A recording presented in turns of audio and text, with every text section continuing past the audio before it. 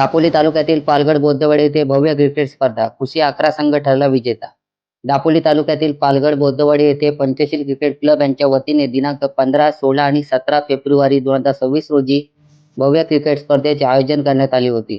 3 दिवस रंगलेल्या या स्पर्धेला क्रिकेट प्रेमींचा उत्स्फूर्त प्रतिसाद लाभला असून संपूर्ण परिसरात क्रीडामय वातावरण निर्माण झाले होते. स्पर्धेच्या उद्घाटन प्रसंगी जिल्हा परिषद नवनिर्वाचित सदस्य अजय बिरवटकर, दापोली नगरपंचायत नगरसेविका साधनाताई बोत्रे, प्रमुख पाहुणे युवराज जाधव, जनार्दन हळदे, शाखा अध्यक्ष महादेव माडिक, प्रताप जाधव तसेच रमाई महिला मंडळ अध्यक्षा सुमन माडिक यांची प्रमुख उपस्थिती होती. या स्पर्धेत एकूण 28 संघांनी सहभाग नोंदवत स्पर्धेची रंगत वाढवली. अंतिम सामन्यात शानदार खेळाचे प्रदर्शन करत कुशी 11 संघाने प्रथम क्रमांक पटकावला तर वडवते संघाने द्वितीय क्रमांक मिळवत उपविजेतेपद मिळवले. स्पर्धेतील विजेत्या संघाला 25,555 रोख रक्कम आणि आकर्षक चषक तर उपविजेत्या संघाला 15,555 रोख रक्कम आणि चषक प्रदान करण्यात आला. तसेच उत्कृष्ट फलंदाज, उत्कृष्ट गोलंदाज आणि उत्कृष्ट क्षेत्ररक्षक यांना प्रत्येकी 1,111 रुपये आणि चषक देऊन गौरवण्यात आले. ही स्पर्धा यशस्वी करण्यासाठी विकास जाधव, सुबोध माडिक, प्रथमेश माडिक, अतुल माडिक, अजय जाधव, प्रसाद जाधव, मयूर माडिक, अक्षय माडिक, विशाल माडिक, आदेश माडिक तसेच पंचशील क्रिकेट क्लबच्या सर्व सदस्यांनी विशेष परिश्रम घेतले. पालगड बौद्धवाडी येथे पार पडलेल्या या स्पर्धेमुळे स्थानिक क्रिकेटपटूंना मोठे व्यासपीठ मिळाले असून युवकांमध्ये क्रीडा भावना अधिक निर्माण झाल्याचे चित्र पाहायला मिळाले. आता पाहूया विजेते खेळाडूंच्या प्रतिक्रिया.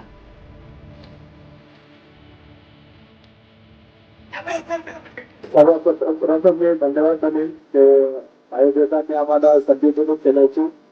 कारण मी पहिल्या दिवशी जेव्हा मी खेळायला आलेलो होतो 4:30 वाजता मला वाटतं पहिला सामना झाला होता. तर त्याबद्दल सर्वांचा मी आयोजकांचा धन्यवाद म्हणेन. आणि प्रत्येक वर्षी आम्ही इथे खेळतो. गाव पद्धतीचे हे स्पर्धा पहिल्यांदा इथे भरवण्यात गेली त्याबद्दल खूप आभार. कारण आमचे जे आमचा संघ आहे ते आम्ही गाव पद्धतीनेच खेळतो. तर आम्हाला खूप छान वाटलं आणि आम्हाला खूप आनंद झाला की आम्ही ह्या स्पर्धेतला शेवटचा सामना खेळायची आम्हाला संधी भेटली आणि स्पर्धा खूप छान झाली. आणि मी आयोजकांचा पुन्हा एकदा धन्यवाद व्यक्त करतोय आणि धन्यवाद बोलतोय. मनापासून आभार मानतो आम्हाला या ठिकाणी संधी दिली.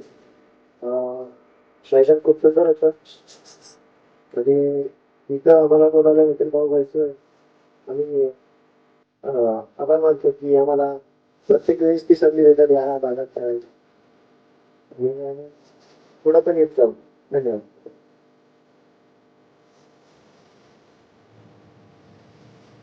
आता जाणून घेऊया उपस्थित मान्यवरांच्या प्रतिक्रिया. जय भीम. संध्याकाळला पण आवाज दिली झाला की जय भीम.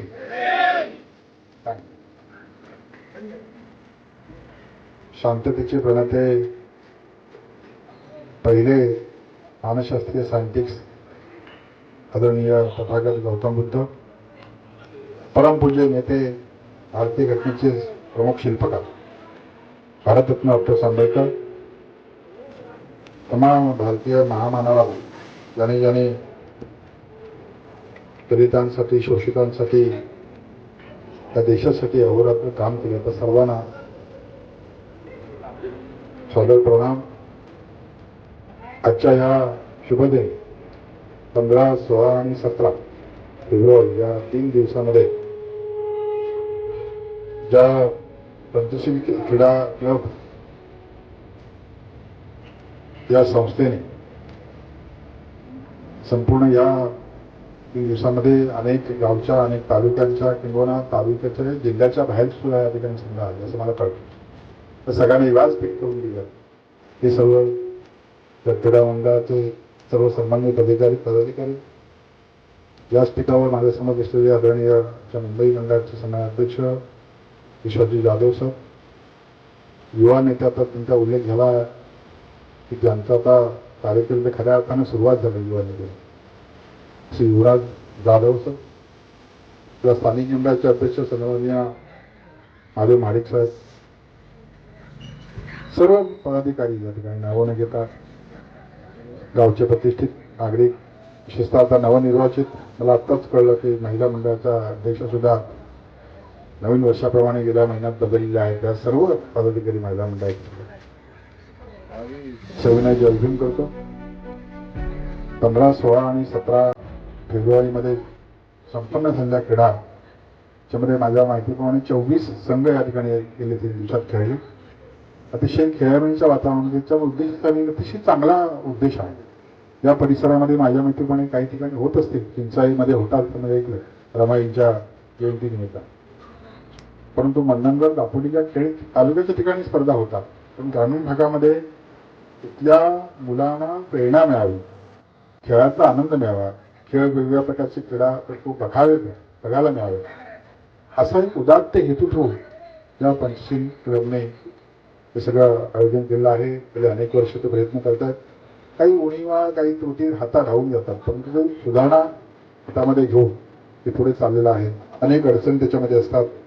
मध्यंतरीच्या काळामध्ये इलेक्शन पिरियड असल्यामुळं त्याच्यासुद्धा अडचणी आल्या प्रचाराला, पण तरीसुद्धा अल्प प्रतिसाद जरी असला तरीसुद्धा माझ्या माहितीप्रमाणे आता इथे सातारची मुलं सुद्धा या ठिकाणी क्रीडा खेळायला आलेली आहेत. काय कधी गोष्ट नाही, कुणी आणलं त्यांना महत्वाचं नाही, पण सातारची मुलं सुद्धा या ठिकाणी पालघरसारख्या ठिकाणी आता पंचशील क्रीडा मंडळामध्ये खेळून गेली. हा एक वेगळा आम्हाला आनंद आहे. आणि म्हणूनच हे सर्वांना, तरुण मंडळींना, क्रीडा मंडळातील सदस्यांना, त्यांना योगदान करणाऱ्या सर्व लोकांना मी मनाच्या अंतःकडून धन्यवाद देईन. आणि या मुलांना व्यासपीठ उपलब्ध करून दिल्यानंतर त्याच्यातून ते शिकतात, काही ना काही वेगळं शिकतात. मागच्या इथे या ठिकाणी एकच संघ कोणती विजयी झाला, संघ एकच विजयी झाला 24 मध्ये, वादच नाही. परंतु सर्वांचा सहभाग, त्यांच्या विजयामध्ये सुद्धा जे हारले त्या सर्वांचा सहभाग होता. ते हारले म्हणून तो जिंकला, म्हणून याच्यामध्ये हारजीत महत्वाचे नाही. इथे आनंद आणि स्पोर्ट्सशिप याच्यामध्ये असतो. आपल्याला सगळ्यांनाच आनंद आहे. मला माझ्या वाचनाप्रमाणे क्रिकेट तुमच्या काय अन्याय याच्या क्लबमध्ये तुम्ही काम करतो. आता म्हणजे पुढच्या वेळेला तुम्ही सुधारणा करा की जे आज किमान खेळले, आज संघ किती खेळले, आज 8 संघ खेळले होय ना. 8 संघ जे खेळले त्यांचे प्रतिनिधी तरी किमान आताच्या ह्या कार्यक्रमाला पाहिजे होतं त्यांच्याकडून. मग तो कॅप्टन असेल, कोण असेल, ते असं प्रोटोकॉल आहे, मी माहिती घ्यावी. तर ते सगळ्यांनी चेअर करायचं असतं. सगळ्यांना, जो कोण प्रथम वर्ग असेल, दुसरा असेल, त्या सर्वांचं योगदान त्याच्यामध्ये आहे. त्याचा आनंद सगळ्यांनी घ्यायचा असतो. हा कार्यक्रम वेगळा असतो, थोडा वेळ होतो, संध्याकाळ होते, लांब जायचं असं हे जरी सगळं खरं असतं तरी सुद्धा खेळामध्ये एक स्पोर्ट्समॅन हा महत्वाचा आहे. सर्वांनी आनंदी राहा, सुखी राहा, अशा प्रकारची भावना आहे. मी आपल्या सर्वांना ज्यांनी देणगी दिलेली आहे, ज्यांनी मदत केली आहे, रस्तेभराची मदत केली आहे, काही मंडळी या ठिकाणी मोठे 2 सुद्धा या ठिकाणी उपस्थित आले नाही, त्यांचं काय म्हणणं आहे, तुम्ही करा, आम्ही तुमच्या पाठीशी आहोत.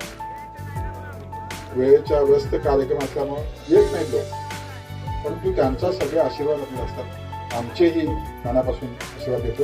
आणि या तरुणांना जास्तीत जास्त उदंड आयुष्य लाभो आणि अनेक याहीपेक्षा जास्त प्रतिसाद पुढच्या वर्षी लावेल.